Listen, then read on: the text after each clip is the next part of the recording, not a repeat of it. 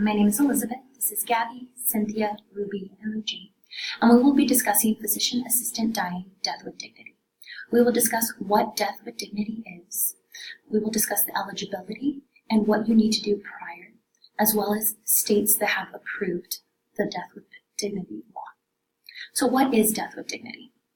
Death with dignity allows an individual who is terminally ill with less than 6 months to live the ability to end their life with the assistance of a physician.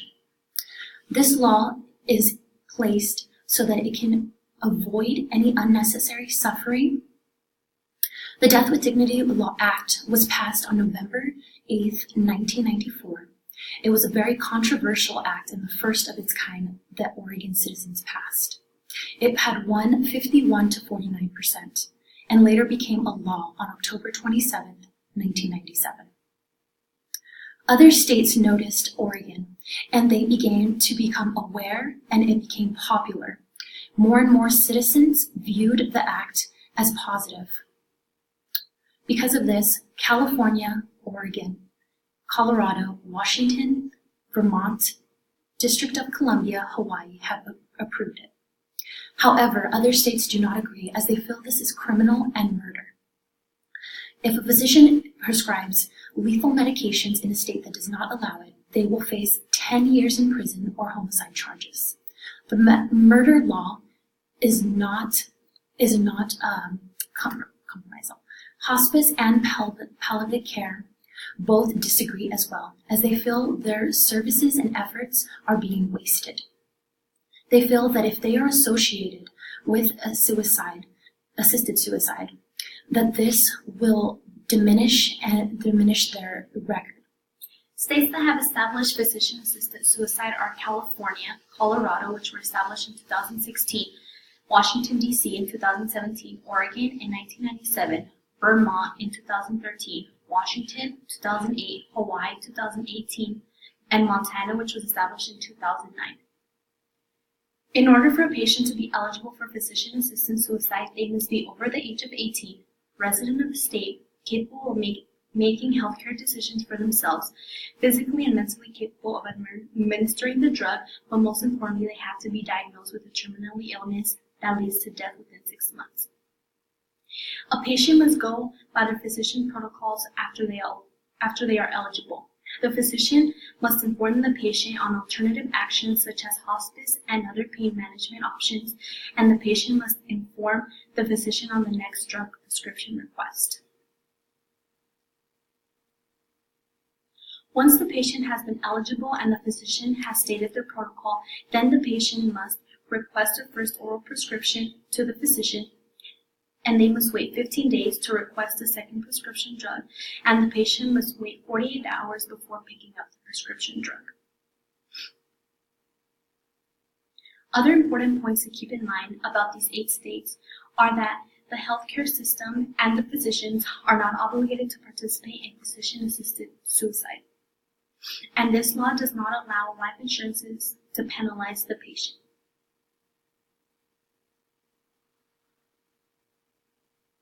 In Montana, there are not many rules and procedures established for physician-assisted suicide. However, there have been 2 proposed bills, one that bans the practice completely, and the other that would require an oral and written request from the patient to the physician. So, it is important to discuss your end-of-life wishes with your doctor as early as possible. The benefit of doing this, even if you are healthy, is that if your doctor does not share your values on the subject, willing physician, while you still have the energy and time to do so.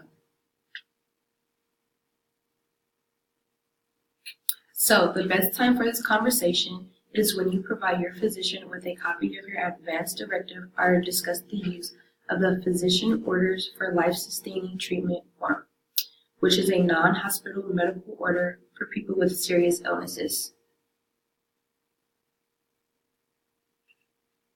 Every family is different, and many families have had sustained relations.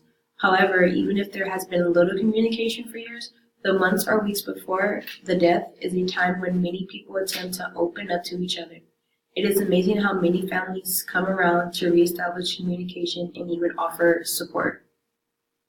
It is truly the best interest of those who will be left behind that you tell your family what you are planning and give them the option to accept or reject it, or to work it personal paths difference. This helps those family members cope better after you die, as they have some good and positive memories left with them. So, 61% support reimbursing doctors for the end-of-life consultations. 65% support withholding payment or healthcare providers who fail to honor their end-of-life medical wishes, while about 1 in 4 have experienced the unwanted medical treatment.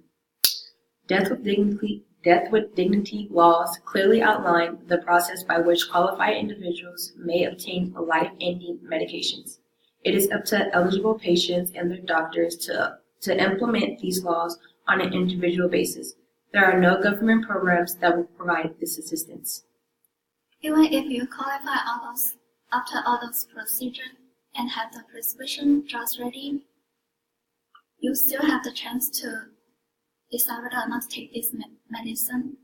Qualifying patient can decide when, where, and whether to take the medicine. In California, the law requires qualified patient to complete the final attestation form 48 hours before taking the medication.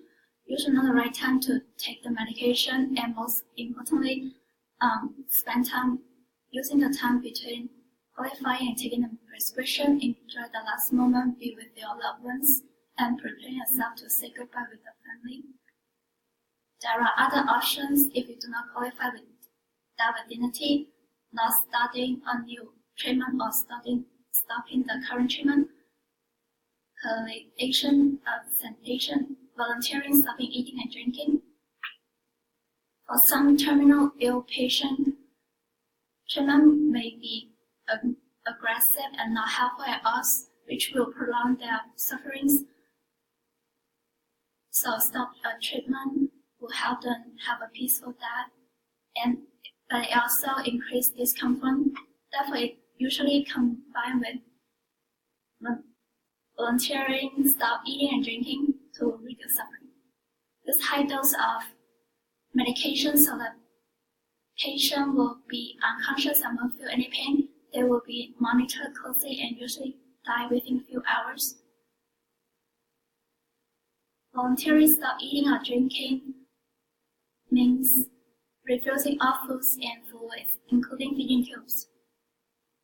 Patients can change their mind during the procedure and resume eating and drinking anytime.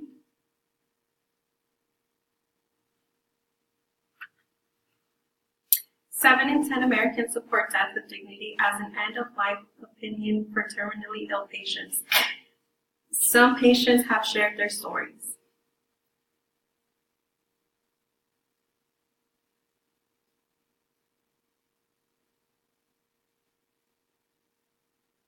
Anne is a filmmaker in Hollywood, California. She saw her father die and suffer for 18 months. She stated that she did not want to go through what her father went through, which is why she states that when her time comes, she wants to have the choice to die with dignity and the choice to have to end her own journey.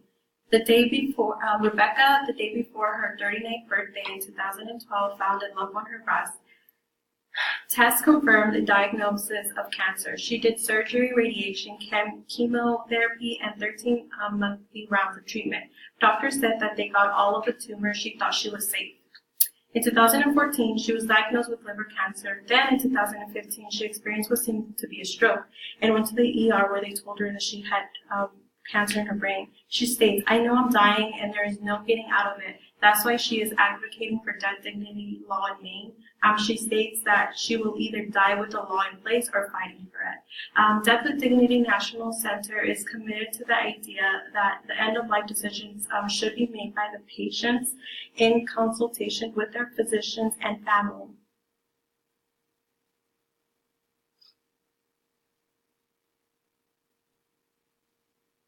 At the end, it is your right to privacy and the autonomy of your body. Thank you, guys.